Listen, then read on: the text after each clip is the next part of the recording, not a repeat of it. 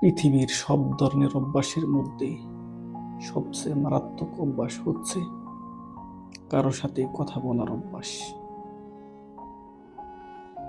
এই অভ্যাসটা দুই একদিনে হয় না, নিয়ম করে রোজ কথা বলতে হয়।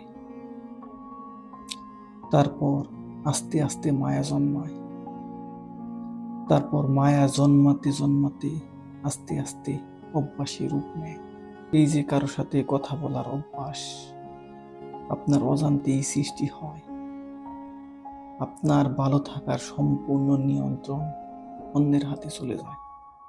কথা বলার মুহূর্তে হঠাৎ কথা না হলে আপনি ডিপ্রেশনে চলে যান, নিঃশ্বাস নিতে কষ্ট হয়, আপনার কোনো কিছু ভালো লাগে না।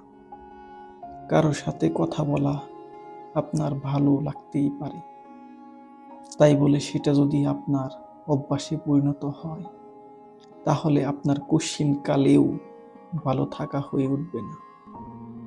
কথায় মায়া বাড়ে, আর মায়ায় থাকে একাকিত্ব, যন্ত্রণা, বিষাদ।